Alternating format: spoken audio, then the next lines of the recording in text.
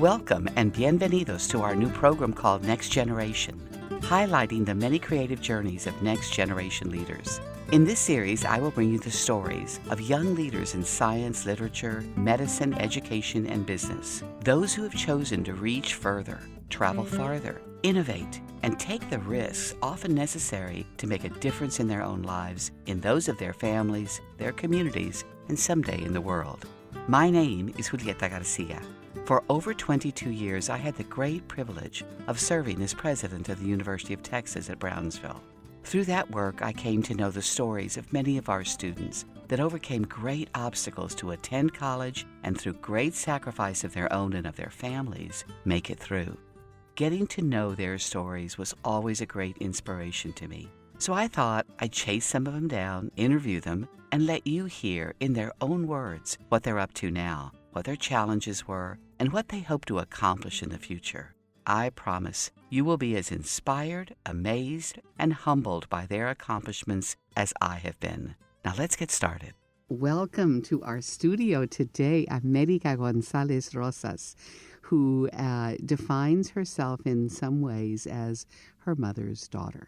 And so we'll start right there, talking about mother and try and understand what influence a mother can have on the life of a young girl. So welcome, America, to our campus. Thank you. Thank you for having me. It's a pleasure. It's wonderful. I've heard about you for years.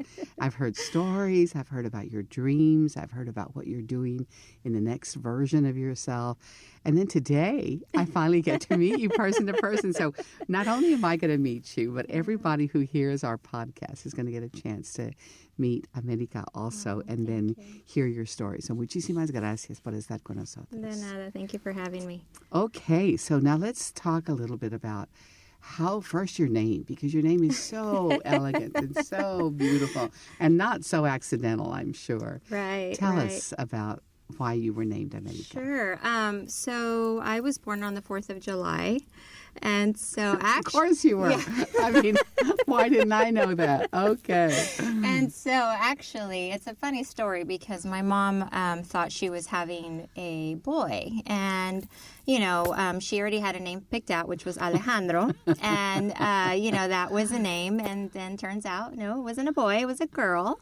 And actually, her doctor, gave me the name, and because she was trying to figure out what name to give me. And so he said, why don't you just name her America? She was born on the 4th of July. I mean, this goes with her. And so she said, okay.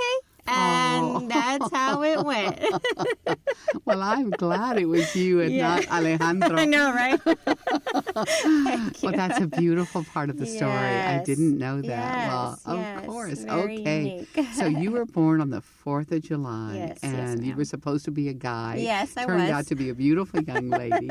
And aren't we lucky for that? And so your mother must have felt very just overwhelmed and proud. Absolutely. She did. And, being with us, she had me when she was 33 years old. And funny enough, I had my son when I was 33 as well. But at that point, she had immigrated in from San Fernando. And so she came, looking for a better life and really started out, cleaning homes and, cutting yards and lawns and doing what she needed to do to get food on the, table for her and then her sister. And then, she ended up having me. I not to go too much into detail, but I never ended up meeting my dad. It was just my mom and I, the entire time. And so, she became a U.S. citizen when I was 19. And, and she just, it was always that determination that she just always had and that work ethic, and consistency. And that's how, you got to know maybe a little bit of our story through Mr. and Mrs. Duffy, who she was their housekeeper for 30 years. Well, forever. I feel like I've known you since you were maybe just born because I've known the Duffys for that long. And they were so proud of you all the way through. And so they would tell me stories about America and what you were doing now. And you've just got to meet her, they would tell me. Here's one of those children that you're building that university for, is what they would say. And so we're going to help you because there's got to be a university here for people like America. So I'm so thrilled to finally get to meet you and to know you. And I probably met your mom along the way. Probably. Oh, yes, I'm sure. Because they had lots of little parties at their home. Yes. And my mom was always very present, for 30 years. I mean, really, the Duffys are an extension of our family. Yeah. And honestly, they treated us like family. And I'll never forget that, And it was never about class with them. I mean, really, it just, and to this day, we are still very close and definitely very blessed. Well, I know they feel the same way. Okay, so America, you grow up and start school. Now, were you bilingual already when you went to school? Or So actually, a funny story, I was, back then the bilingual programs weren't very strong. And so, my mom was given advice and, from the Duffys and others that said, you don't want to put America in a bilingual program. You need to immerse her in English. And so my mom says in kindergarten, I had no idea what language, what English was. Everything was Spanish. It was so foreign to me. But then, I started a love for books, really. I started reading a lot and kind of just really learned the English language pretty rapidly. But then it's until I got older and I just... getting connected to my family, that was important to me, and, staying connected. And so I really just decided, you know what, I want to become a bilingual educator. Now, you started thinking about becoming a teacher very young. You were 8, as you describe here. How does an 8-year-old decide so young what they want to do? I just, I loved it. I was always, I think, a good student, and I just love playing, teacher, student with, at home in my bedroom. You were always the teacher, right? Yes, absolutely. Yeah. And they always listen, all my students, my stuffed animals. And I just loved it. I would bring out my little blackboard and, and I always had a love of just teaching. And as I got older, really it became about just, being a voice for students and, hoping that through my story, or stories, that they could see themselves maybe, in me. And I just wanted them to just always just inspire and just go higher, And so I really, that love and the relationship with my students ended up becoming really just a driving force for everything. So you were definitely then first generation. Yes. Yes. And so your mom had not had a chance to go to school? No, she had a 4th grade education. Okay, so she gave you all that she could from her own experiences and her tenacity and her adoration of you. Absolutely. And then for her hope of what you would become.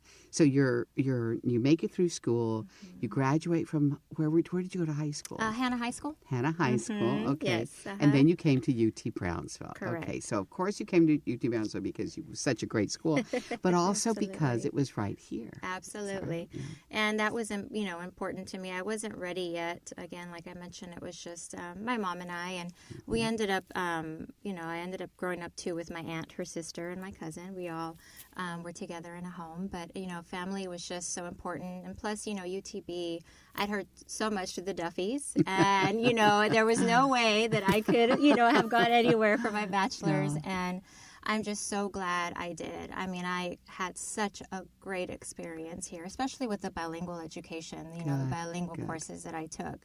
Professors were wonderful. And, I'm so glad that I stayed here. I ended up doing my student teaching here at Puget Elementary. Yes, of course. And so... It's a good school. Yes. And so, just really got a great experience. And I'm just so glad that, that I stayed. So. Well, I know it was very important for the Duffys to help build UT Brownsville. And both of them gave so much of their time and energy. And not only of their own personal time, but bringing others in. Right. They would say, "You have to help her. You have to help Julieta." As they couldn't turn Bobby down. Right. And so I used him, and he used me, and we had a good time.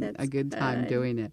So great. It was built for you, and I like to tell people that because university's not for those of us who already have gone through. It is for the next generation. So I'm glad, America, that it was built for you and that it worked for you. Yes. So from here then, you graduated and then went to UT San Antonio. Correct. Is that right? Correct. Now, why UT San Antonio? So again, bicultural bilingual program, I had heard wonderful, just things about that program. And so I graduated in December, and I ended up driving up to San Antonio, doing interviews, and in San Antonio ISD, and that's where I ended up. I got a job there, and I started in January with my first class of fourth graders, and then I decided to. I figured, if I came up here, it was, to begin my master's, and if I wait any longer, I know myself. So you need to get in there and just, start with that. And so the next school year, that August, I ended up enrolling there at UTSA. And again, just the professors and, just the courses were just wonderful. And I really had a great experience there. And so you were working on your master's while you were teaching. Correct. Also. And you were newlywed. Correct. Yes. Yes. Did your mom go with you at that time? At that time, no. Okay. No. So it was, getting the new normal, right? Mm-hmm. Getting used to her coming and her going up there, me coming back. And my husband is also here from Brownsville, so it made things a little easier for holidays. We could spend, family time together. So that really helped out. But no, it was hard. It was difficult. And I think more from my mom than myself, because I was experiencing, this wonderful city. And again, I loved my master's program. I loved my bachelor's, but I felt like the master's, I could really utilize that with my students, and it was just so, it was practical, and I could really put into practice what I was, learning at that time. So there must have been times when you didn't think you could just go one more day with your own job, missing your mom, now in San Antonio, and the luster of the newness of it all wears down, and you feel sometimes you're not a good mom. I mean, in their case, you're not a good daughter because you're away from home. The husband's down on the totem pole in terms of priorities because you've got teaching and you've got your own studies. Were there moments for you when you wondered whether or not you were doing the right thing going to graduate school? All the time. I thought, what am I doing here? I mean, there were times that I would be in my own apartment. I mean, I didn't know anybody. And, it was just, there were many times that I would, cry myself to sleep and just really miss home and, think, what am I doing? Why did I leave? All this self-doubt. And so really it just came to talking yourself out of it and kind of, and even surrounding yourself, with people who I was very lucky to have a great work family, who really just took me in. There are other teachers and even the administration, at some point. And so, it really did help out that I had that. And then I met actually one of my best friends now. She came in from Del Rio, and so then we connected, and then it was great. But it's hard. It's very hard at the beginning, especially when you're on your own.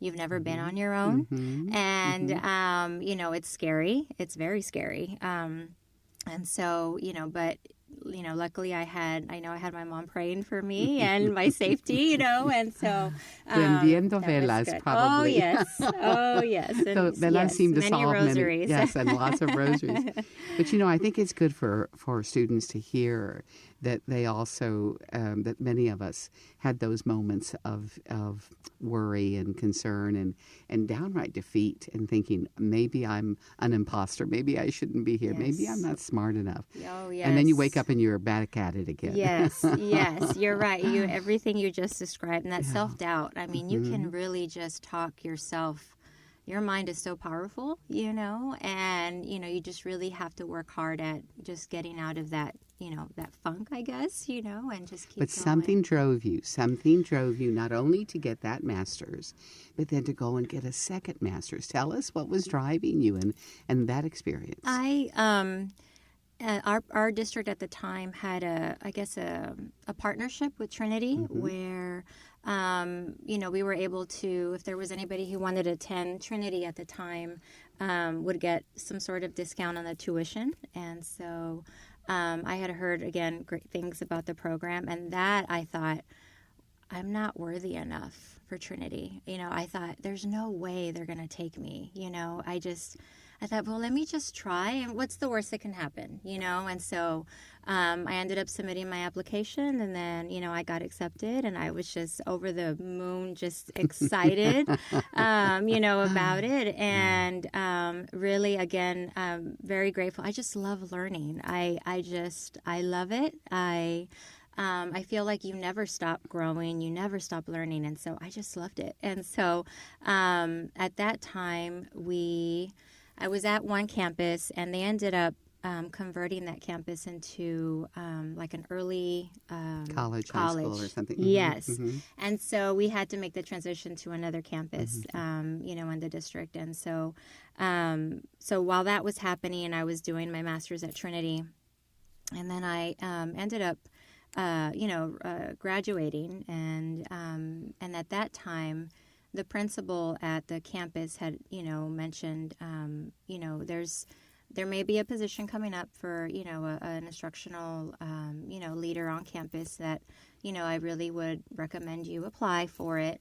And so I thought, okay, I'll try, and, you know, let's see what happens. And so I went for the interview, and then I also I had applied in another district for... There are a lot of school districts in San Antonio. People don't realize, you know, we think about Brownsville ISD or San Benito ISD. Yes. But San Antonio is very, very big, one of the largest cities in the nation now. Yes. And it has how many, do you know how many school districts The there last that I had heard was about 16. Yeah, unbelievable. And each of them have their own school boards and their own superintendent. So there's lots of places to apply. Yes. And so now you were finishing your master's, Yes. second master's. Yes, And did you become an administrator at that point? Not at that time. No. I had, like I said, the other district, again through Trinity. You know, the superintendent, former superintendent of the district I'm in now, was one of my professors, and so just learning just a lot, you know, through him and about the district. Well, let's talk about that for just a minute, because social and work networks are very important, and you don't take a course in how to develop social networks. Like Mexicanos are very good at this. Many of us here in Brownsville, we know about social. We may not call them that, but we have our comadres and our family that get us places, and like the Duffys play that role for many people. Yes. So you developed networks. You developed the networks of those teachers that were your colleagues at school, I would imagine, and the professors at both UTSA now and now Trinity University. Correct. And give us an example of how that helps maneuver. It's funny you mentioned that, because as I was reflecting for this, you know, I thought it really comes down to networking, right? And especially in education, it's such a small world. You just, never know where the people you meet, you know, could be someone that could be later down the line in a leadership position, or maybe in, you know, a leader that you're aspiring to be. You never know. And I think that's the biggest thing, is that really helped me and assisted me, I think, with maneuvering, you know, and going into different districts, which was at the time, very fearful for me, because I was used to, you know, one district that was very comfortable where I was at. But again, having, you know, those, I guess not connections, because they really weren't. I mean, it was about well, let me reach out to this person because I know they're in the district, and I have some questions, and and then you do vice versa. I mean, there are sometimes, and those doors open, and then another Yes. door opens, Yes. and you never look back. I think that's what's important also, is to make sure that you keep moving forward and that those networks continue to grow. Absolutely. And now it seems like with all the social media that we have, it's so much easier Yes. to keep up with people Yes. than it used to be. Absolutely. But very important. So so now you leave Trinity, you finish your degree, and so you have been a lot of things already in your very young life. You've been a teacher, an ESL facilitator, an assistant principal, a principal, and currently you're an HR director. Now, that's a lot of different jobs to have. So of those, where do you see yourself in one of those going forward, or doing something completely different? I don't know. I wish I could say, Most of us don't. Most yes, of us don't. honestly, my role of getting the bicultural, or my reason for getting the bicultural bilingual studies, really my goal was to become a bilingual director. That was what I wanted to do. And then again, life just takes you, and, doors were closed. It's funny, that sometimes at the time it was heartbreaking because I ended up moving districts and going into this new role as an ESL facilitator, and I was there for 1 year. And I would go and cry in my car sometimes at lunch because I missed my other district and my family there, and what am I doing? Why did I do this? But it made me grow. I mean, I had to embrace that discomfort, because that's how you grow. And so at the end of that year, the HR at my district ended up. And what is HR for people that don't know? Human resources. Human resources. Yes. So what do you all do in HR? Well, there's a few things. So the role that I'm in, typically it's, if you're in HR, human resources, you think about hiring and even sometimes the firing, but more of the hiring. But the role that I play with the district really is working with student teachers and placing on universities up in San Antonio, and so I get to place student teachers at the campuses. And then I am also in charge of evaluations, and so teacher evaluations, and so those are pretty big things to be in charge of. They are. But I feel like the experience that I've had at the campus level really has helped me, and really just coming from a supportive stance where I know what it feels like to be in those shoes and all the roles and hats that principals, have. And so really just trying to make it as cohesive as possible for them. And then the other, I guess, what we take care of, or what I take care of, is the HR events. So the retirement receptions, the service awards, Teacher of the Year. Those are so important. Yes. I'm so glad to know you're doing that. People sometimes don't understand how the culture of a place can keep people there or drive them away. Absolutely. Or the lack of culture. And events and recognitions and a pat on the back is extraordinary. And retirements, as people walk out the door. Oh, absolutely. They're very, very important. Absolutely. And service awards, we give out gifts for 5-year increments, and so our district, I'm very fortunate to be in a district that really values that. Our Teacher of the Year reception, it's just a wonderful event that we put on every year. And so, really, again, very fortunate, to be Well, in I'm that. glad you're doing that, because it is it's so important to Thank you. to inculcate that culture of caring. For students, of course, but also for each other, because you need that. You need that Absolutely. support all the It's all way about through. the people.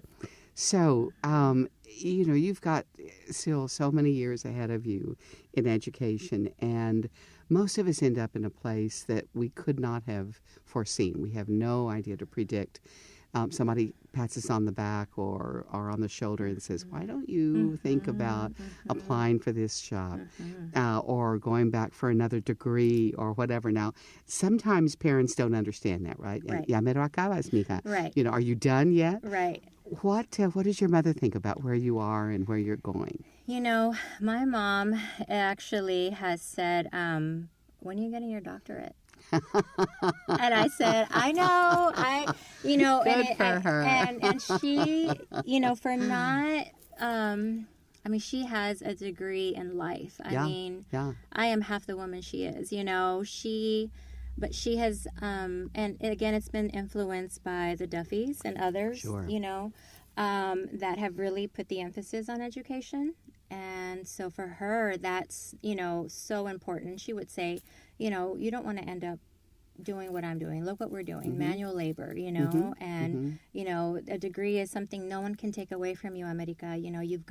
Estás en un país donde puedes, you are in a country where you can do this, And so she really just always pushed me. And I'm telling you, to this day, and she's like, get on it. And so I'm going, okay, hold on, Mom. But I'm very fortunate. That's wonderful. That she has always been very supportive of that. So.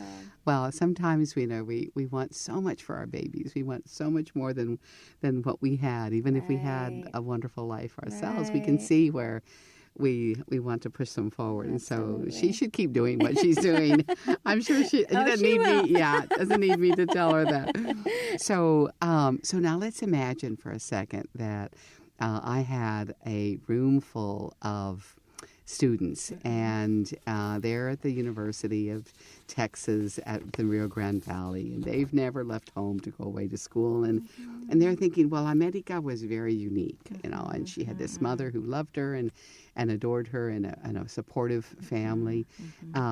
It's not me. I don't think I can do this. What consejos would you give students that are wondering about whether or not they're aimed in the right direction? Well, I would even say, congratulations even right now that you have made the decision to, continue your education. That alone, pushing against the fear, and it's a good way of saying it. Absolutely, absolutely. So congratulations to that. And I would say a few things. Just try to diminish that self-negative talk that we tell ourselves, and just really believe that you can do it. Also know it's going to be, there are lots of sacrifices I'm sure that many are already making right now, but in the end, it's when you work hard and there are sacrifices to be made. The rewards are just, it's just amazing, and everything you go through, and it just makes you a better person. And I would say, I know right now you're thinking, I'm going to say feed your mind. And what I mean by that is even after you're done with school, just continue to positively just feed your mind, listen to podcasts, leadership, read books, just continue just learning, and really just continue that. I know right now, they're probably thinking like, I can't anymore. I already have so much. But I think, just that discipline, is so important. And really just get out of your own way, Sometimes you just, again, you just have to just say, you know what, I'm here for a reason. Yes, I can do this, and yes, you can. And just, again, we talked earlier about building relationships and how important that is, and just maintaining those relationships is so important. So if you had to, and we all thank our parents so much for things said, unsaid, and always done. If you had to thank your mom for something in particular that made the difference and continues to make the difference, can you give us a hint at what you might want her to know that you thank her for? There's a lot. But I would say just her... she never gave up. There were so many obstacles in her way, and just that resilience that I really got to witness through her, and that work ethic and that integrity. Really, she always has done things by the book, even if there were shortcuts that, she was given, many different paths that she could have taken, and she never went for it. It was always about work hard. Work hard, and just that, I think that work ethic and that consistency, and just that discipline, that she had, and it wasn't easy. But I feel like I am the person that I am again because of her, and now that I have my son, just trying to instill that as well. It's a little more difficult, I think, because of the opportunities that he has that I didn't.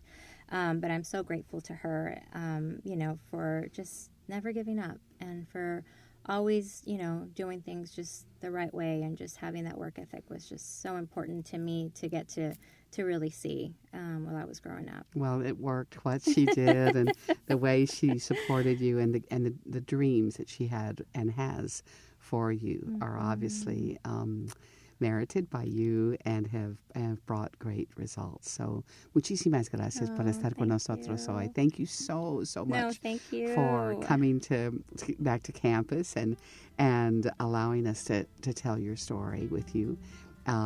If we can ever assist you in any way, that we're always here. Thank you. And love to continue to tell your story, because your story's not over yet. It's just beginning to fly. And we're going to be there with you along the way. So, muchísimas gracias. Te lo agradecemos bastante. Thank you. Thank you so much for having me. Pleasure. Thank you for tuning in to Next Generation, a program highlighting the next generation of leaders in the Rio Grande Valley and beyond.